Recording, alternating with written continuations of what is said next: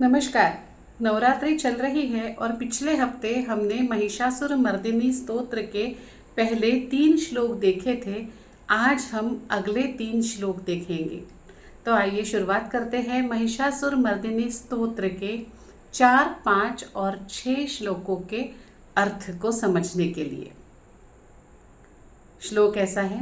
ऐशतखंड विखंडित रुंड वितुंडित शुंड गजाधिपते रिपुगज गंड विदारण चंड पराक्रम शुंड मृगाधिपते निज भुज दंड विपाटित चंड विपाटित मुंड भटाधिपते जय जय हे महिषासुरमर्दिनि रम्यकपर्दिनि शैलसुते।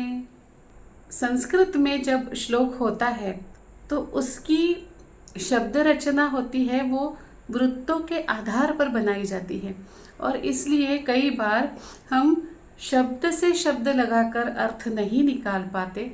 हमें उसका अन्वय करने के लिए उसको एक साथ लगाना पड़ता है। तो इसीलिए हम पहली 2 लाइन का अर्थ एक साथ लेंगे। ऐशत खंड वितुंडित रुंड वितुंडित शुंड गजाधिपति। शतखंड, शत टुकड़े करके, किसके टुकड़े करके? गजाधिपति, जो 100 से ज़्यादा गज, बड़े बड़े जो अधिपति, गज बड़े बड़े अधिपतियों पर जो राक्षस आए थे हाथियों पर बैठकर या हाथियों के रूप में जो राक्षस युद्ध करने आ रहे थे, उनके शुंड के और उनके मस्तक के 100 से ज़्यादा टुकड़े करने वाली वो कैसी है? वो सिंह के ऊपर विराजमान है। और सिंह भी कैसा है? अपनी पराक्रम से उन हाथियों को मार गिराने वाला ऐसा ये सिंह है। और ऐसे सिंह पर बैठी हुई है हमारी ये देवी, हमारी ये महिषासुर मर्दिनी। तो एक साथ अगर इसका अर्थ लेंगे तो ऐसा होगा कि शत्रु के सेना में जो बड़े बड़े हाथी हैं और हाथियों पर बैठे हुए राक्षस हैं, उनका वध करके उन हाथियों की सूंड काट करके उनके मस्तक के टुकड़े, लेकिन मस्तक के टुकड़े वो खुद नहीं कर रही है, जो जिस पर वो बैठी है वो सिंह, उसका जो वाहन है वो उन मस्तकों के टुकड़े कर देता है। ऐसी हमारी देवी है। वो आगे क्या करती हैं? जो अपने भुजाओं से राक्षसों का वध करती है। कौन से राक्षस?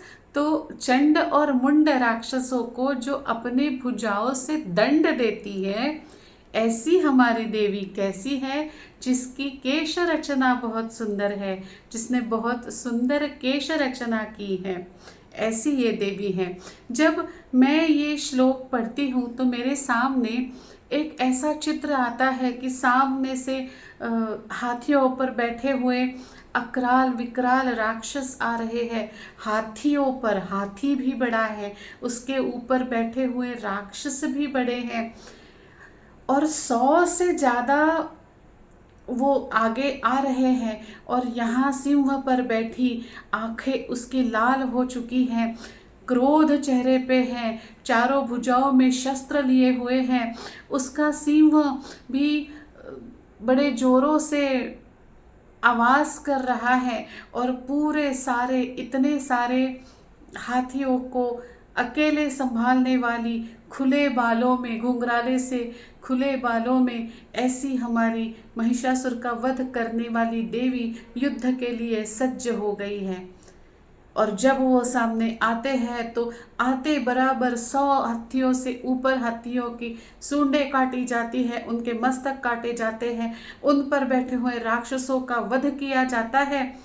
और ये जो देवी का जो वाहन है, शेर है, जो काटे हुए उनके सिर है उसको भी फाड़ रहा है। ऐसा भव्य दिव्य देवी का स्वरूप इस श्लोक में हमें मिलता है। ऐशत खंड विखंडित रुंड वितुंडित शुंड गजाधिपते रिपुगज गंड विदारण चंड पराक्रम शुंड मृगाधिपते निज भुज दंड विपाटित चंड विपाटित मुंड भटाधिपते जय जय हे महिषासुर मर्दिनि रम्यकपर्दिनि शैलसुते। पार्किंसंस एक ऐसा रोग है जहां शरीर कांपता है और मन थम जाता है। लेकिन अब चिंता की कोई बात नहीं है, क्योंकि तज्ञ क्लिनिक लाया है टिश्यू सॉल्ट थेरेपी, जो शरीर की कोशिकाओं को पोषण देकर संतुलन बहाल करता है। टिश्यू सॉल्ट मस्तिष्क की कार्यप्रणाली को सहारा देता है, कंपन और जकड़न में राहत देता है। टिश्यू सॉल्ट एक प्राकृतिक, सुरक्षित और असरदार चिकित्सा पद्धति है, जो पार्किंसंस के लिए एक उम्मीद साबित हुई है। टिश्यू सॉल्ट थेरेपी एक अति प्राचीन चिकित्सा पद्धति है जो संपूर्णतः सुरक्षित और नैसर्गिक है, जिसके कोई साइड इफेक्ट नहीं होते। यह एक असरदार चिकित्सा पद्धति है जो इतनी सुरक्षित है कि छोटे बच्चे या गर्भवती महिलाओं को भी दे सकते हैं। अगर आपको पार्किंसंस है या और कोई भी समस्या है तो तुरंत संपर्क करें डॉक्टर सुरुचि अग्निहोत्री नाइक, तज्ञ क्लिनिक, और नंबर है 9823653511। धन्यवाद।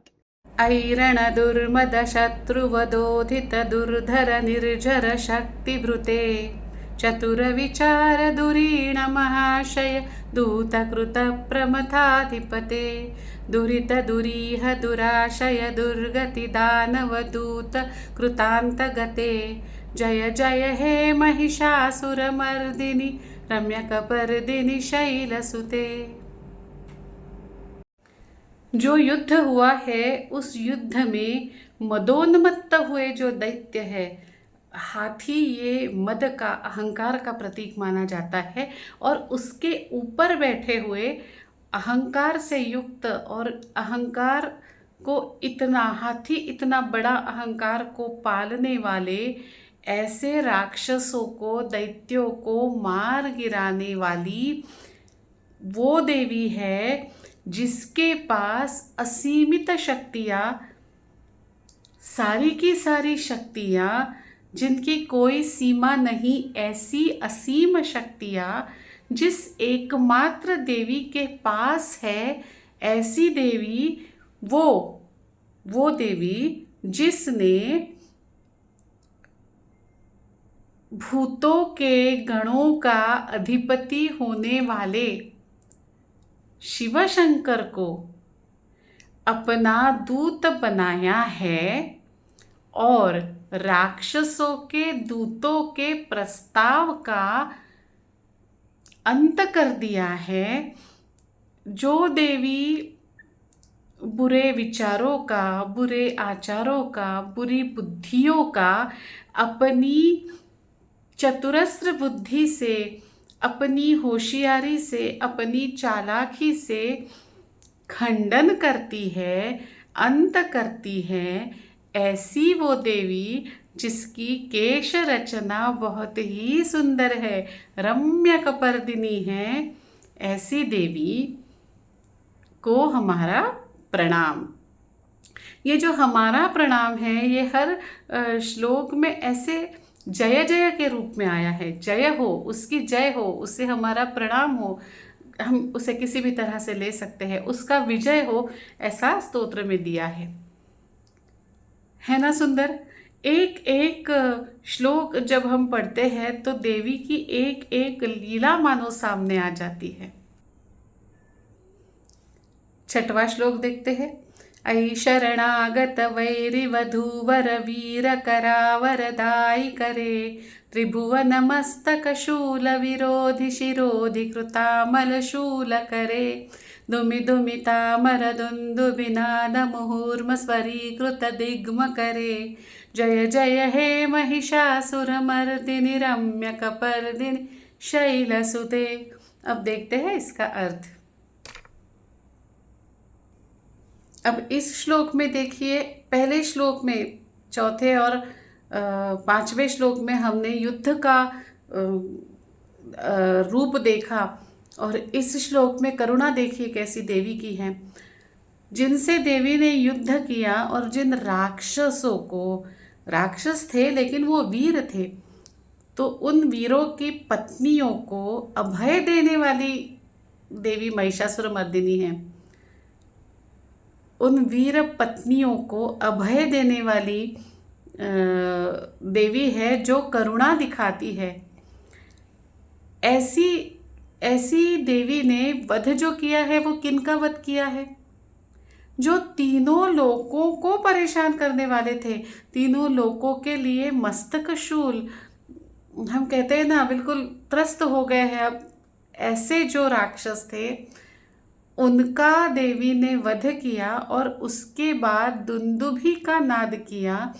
कैसा नाद किया? दुमी दुमी ऐसा नाद किया। कैसा नाद है वो? उस नाद को, वो नाद जिस तरह तीनों लोक में फैला है, उसके लिए शंकराचार्य जी क्या कहते हैं, जैसे पानी का प्रवाह है, ऊपर से छोड़ दिया तो जहाँ रास्ता मिले वहाँ वो पानी बहता जाता है ना, उस तरह वो दुंदुभि का जो आवाज़ है, दुमी दुमी करने वाला, वो आवाज़ सारे जगह में फैल रहा है। किसने किया है वो आवाज़? वो आवाज़ ऐसी देवी ने किया है जिसकी केश रचना बड़ी ही सुंदर है। ऐसी महिषासुरमर्दिनी का जय हो, विजय हो। जय जय हे महिषासुरमर्दिनी रम्यकपर्दिनी शैलसुते। अगली वीडियो में हम अगले 3 श्लोक देखेंगे। धन्यवाद।